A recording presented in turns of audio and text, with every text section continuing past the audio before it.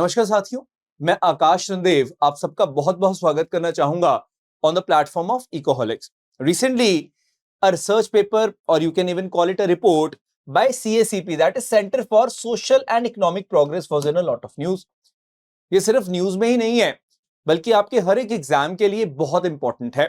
You may be preparing for IES और civil services examination.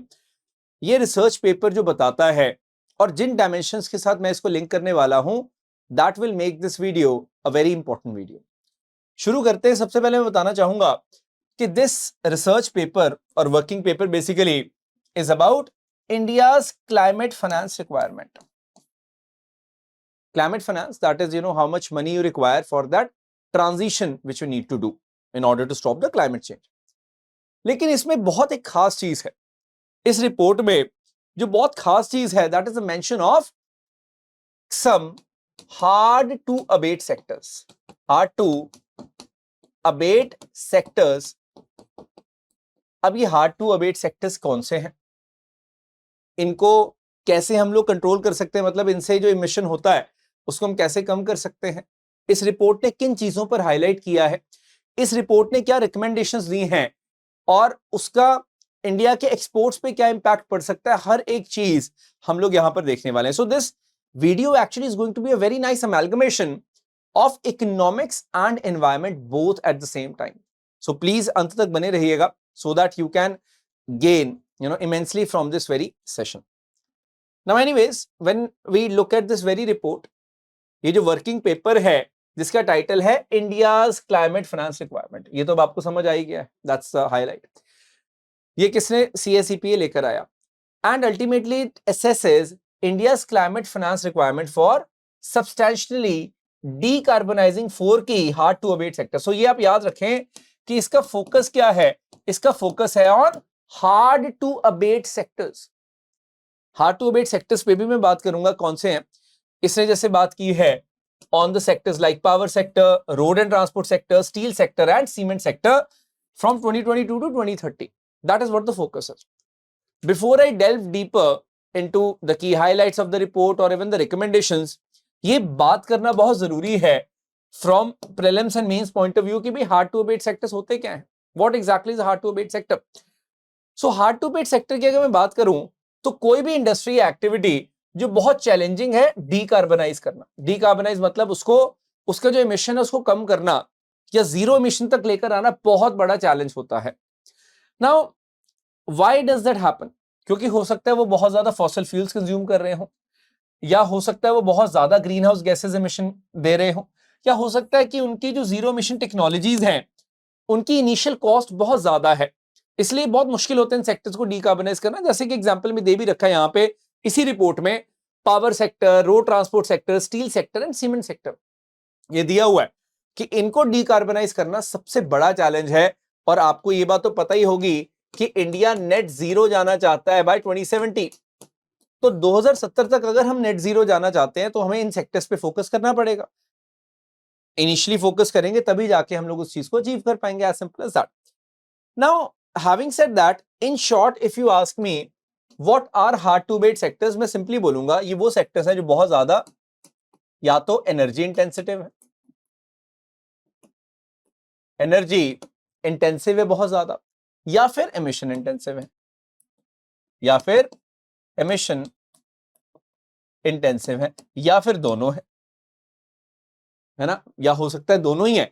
Energy भी बहुत ज्यादा यूज करते रहते हैं और एमिशन बहुत ज्यादा करते हैं इन द प्रोडक्शन प्रोसेसेस।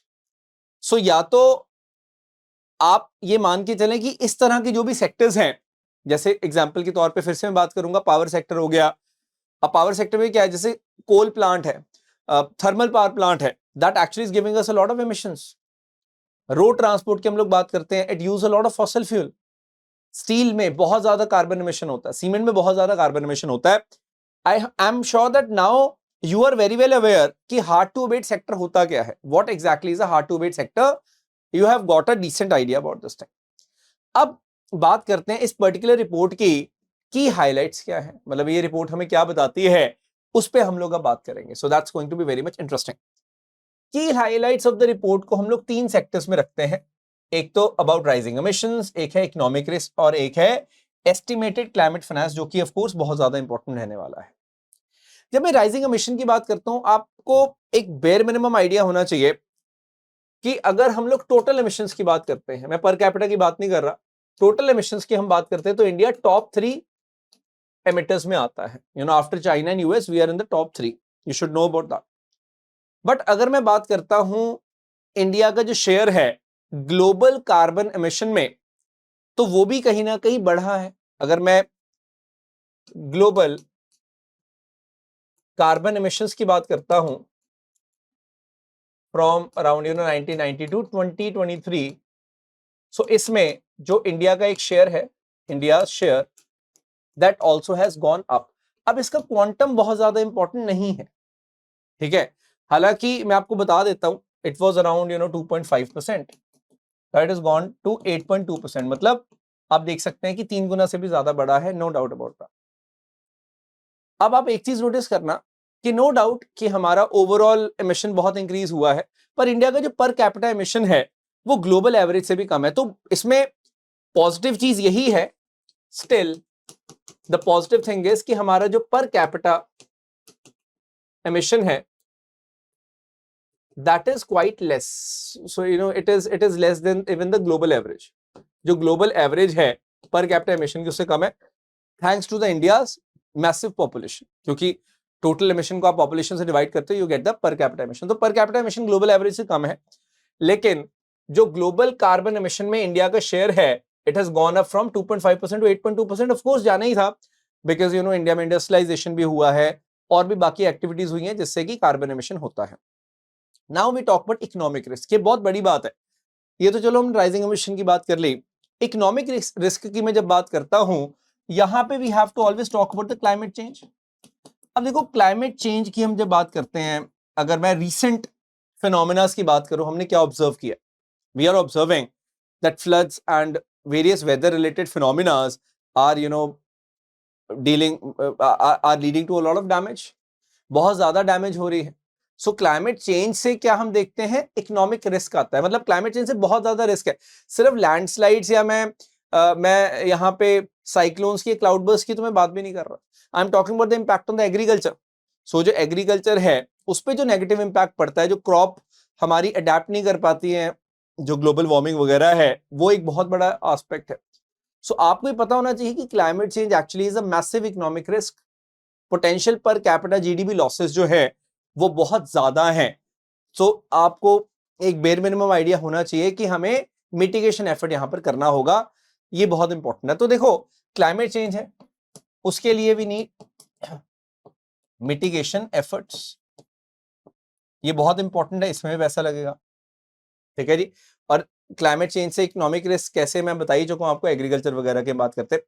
आप ये मान के चलो पर कैपिटा जीडीपी लॉसेस जो है वो 2030 तक हम मान सकते हैं 2% का एक लॉस है, जो बहुत बड़ा लॉस है, और 2047 तक तो और ज्यादा लॉस बढ़ जाएगा। सो कुल मिला के आप मान के चलो कि because of the carbon emission and the climate change उसके साथ एसोसिएटेड है, इकोनॉमिक रिस्क बहुत ज्यादा मैसिव है एमिशंस की वजह से। एंड थर्ड जो है मैं नेक्स्ट पेज पे डिस्कस करूंगा, एस्टिमेटेड क्लाइमेट फाइनेंस की जहां पे बात आती है। Got it.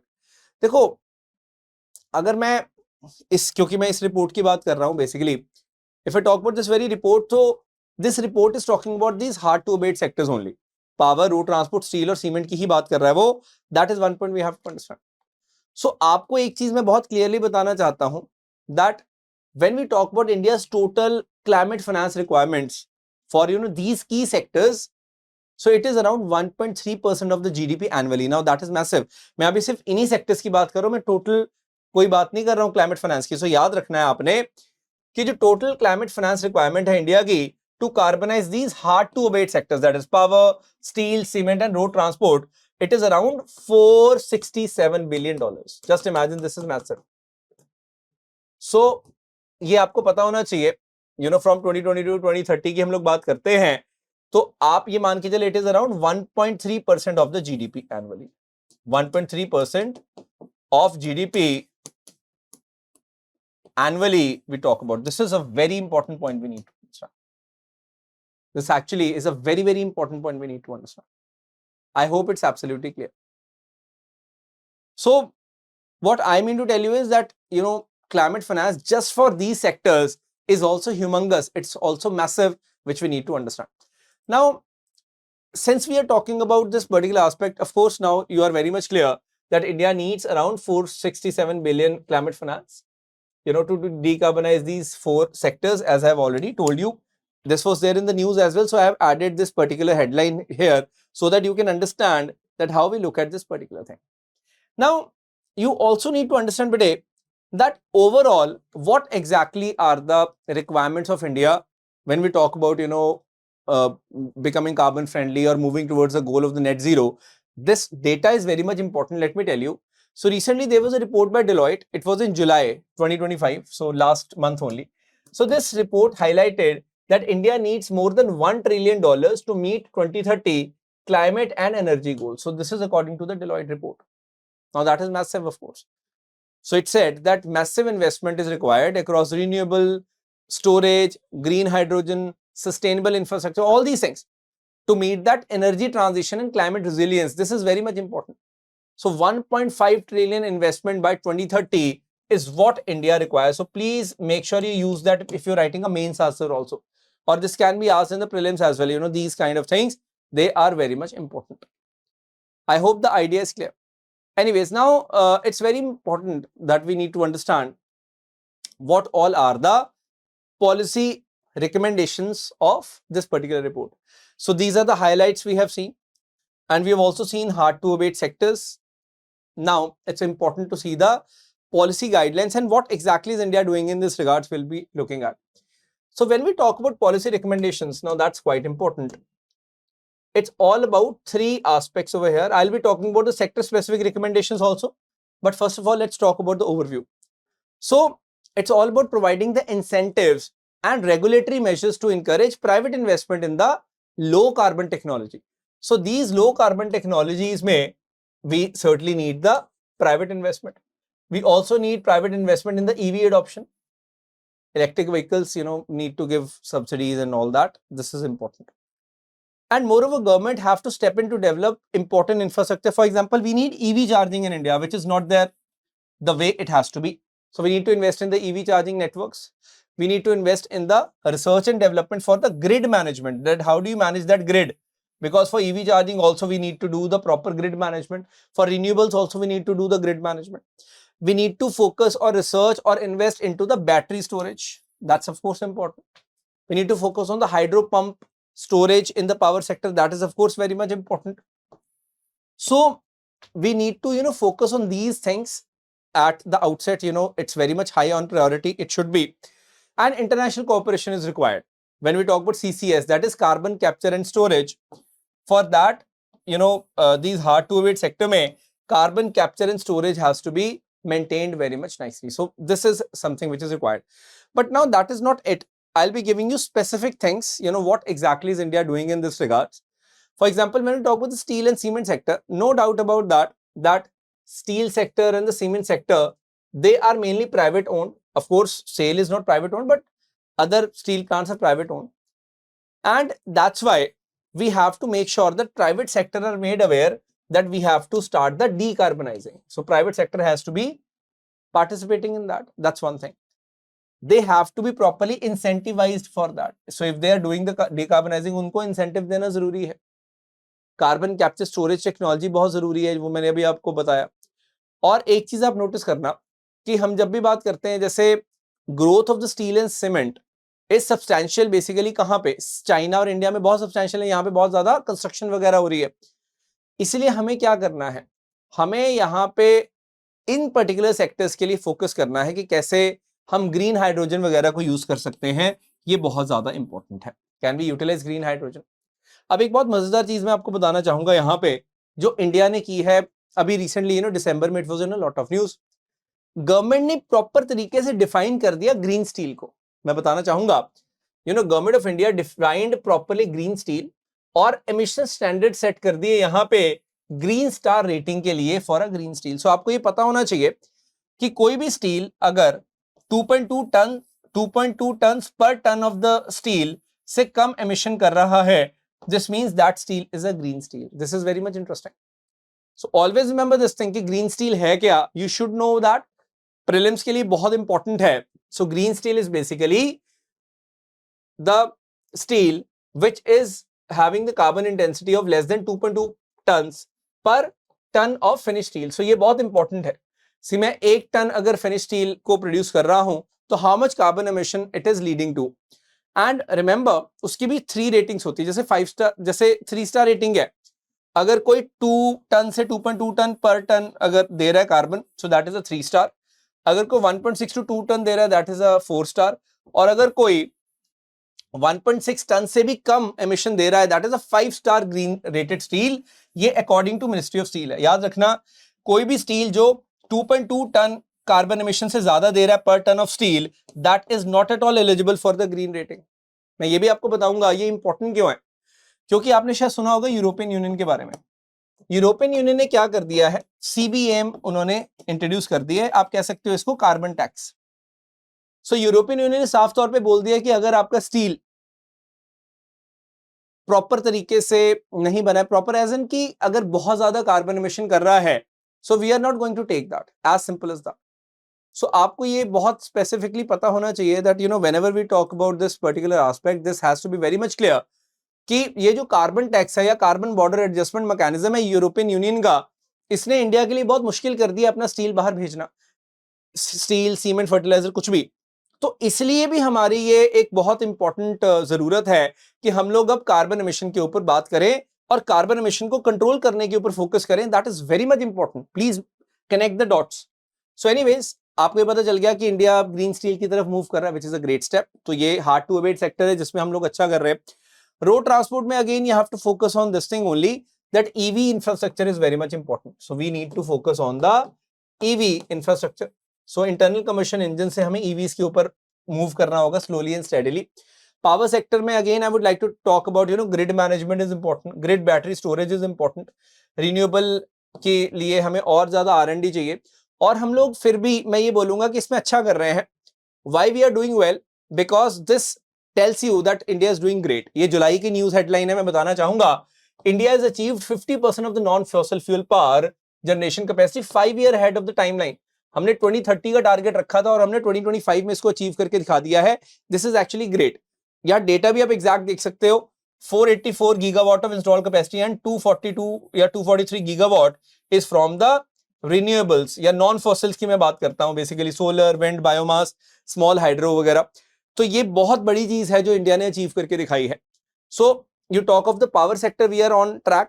You talk of the steel sector, हम लोग ग्रीन स्टील की बात कर रहे हैं इन सीरियसनेस. मतलब एक तो होता है कि नॉर्मल हवा में बात करना, मिनिस्ट्री ने प्रॉपर गाइडलाइंस प्लेस में डाल दी हैं. तो 5 स्टार ग्रीन रेटिंग के ऊपर सबसे ज्यादा फोकस है. 5 स्टार नहीं कर पा रहे, एटलीस्ट 3 स्टार तो आपको करना ही पड़ेगा. So you have to keep your emissions less than 2.2 ton per ton of finish steel. That is most important thing we need to understand. ये बहुत इंपॉर्टेंट चीजें हैं जो आपको प्रीलिम्स में तो चलो हेल्प करेंगी, but in general they will help you in the mains as well. So मैं ये बताना चाह रहा हूं कि ये रिपोर्ट की जो मायने हैं वो क्या है, आप ये सोचो. As I already told you, European Union का carbon border adjustment mechanism, that is CBM, जिसको कार्बन टैक्स भी बोलते हैं, तो उसने साफ तौर पे बोला है कि will put a price on the embedded carbon in the imported goods. इसका मतलब क्या है, स्टील, सीमेंट, फर्टिलाइजर जो है, क्योंकि यूरोपियन यूनियन के अंदर जो प्रोड्यूस करते हैं उसमें तो कार्बन एमिशन वो बहुत कम करते हैं. लेकिन आप अगर इंडिया से कोई कार्बन एमिशन करके कोई चीज बना रहे हो और भेज रहे हो, उससे होता क्या कि आपको सस्ती पड़ी वो चीज, और यूरोपियन यूनियन में जो बंदा प्रोड्यूस कर रहा है उस चीज को या इंडस्ट्री कर रही है वो उससे कंपीट नहीं कर पाता. So that is the main reason. And ये भी फेजेस में कर रहे हैं. फेज 1 अभी चल रहा है, फिर फेज 2 आएगा, फेज 3, फेज 4. सो सीबीएम की रोल आउट फेजेस में हो रही है. जैसे अभी हमने देखा कि एक्सपोर्टर्स डोंट नीड टू पे any tax but share details of the carbon content. उसके बाद 2026 onwards exporters will start paying carbon border tax. फिर सीबीएम विल बी एक्सटेंडेड, उसके बाद इसको और एक्सटेंड कर दिया जाएगा. तो ये यूरोपियन यूनियन का पूरा प्रोसेस है सीबीएम का. और इंडिया को ये बात पता है कि 2026 से ये चीज होने वाली है, इसीलिए हमने अपने आप को प्रीएम्प्ट कर लिया है और इसलिए हम लोग ग्रीन स्टील वगैरह के ऊपर आ गए हैं. This is actually a master step. I would say it's a great master stroke by India, क्योंकि अगर हम लोग अभी ग्रीन स्टील वगैरह पे नहीं जाते तो it would have been very tough for us to move in this particular direction. So I'm hopeful that this session, just a 20-minute session, has added a lot of value to your preparation. You can watch this session, such sessions into 1.25x या 1.5x also, in case आपको लगे कि भाई आप जल्दी इसको खत्म करना चाहते हो. But I think 20 minutes is fair enough for gaining this particular knowledge. जो एक पूरा analysis आपको यहाँ पे मिला है, because I have not just talked about one topic, I have talked about entire gamut of things, bringing them together. चाहे वो इंडिया का रिन्यूएबल पे फोकस है, चाहे वो इंडिया का ग्रीन स्टील पे फोकस है, हर चीज जो है वो आपको एक एस्पेक्ट में पता होनी चाहिए. तो हमने यहाँ पे क्या बात की? We not just talked about that working paper on India's climate finance requirement. We did talk about what exactly are the hard to abate sectors, power, road, steel, cement. फिर हमने ये भी बात की कि highlights क्या है रिपोर्ट के, about the rising emissions, about economic risk, about the climate finance. Then we did talk about the recommendations, and in the meantime, we did talk about the green steel, we did talk about the CBAM. All these things are very much important. So do subscribe to the channel for more such videos. Do share it with your friends if you did like that, and do hit the like button for more such content flowing your way. So that's me, Akash and Dev, and that would be it from my side. Thank you so very much. Have a great day. Jai Hind, Jai Bharat.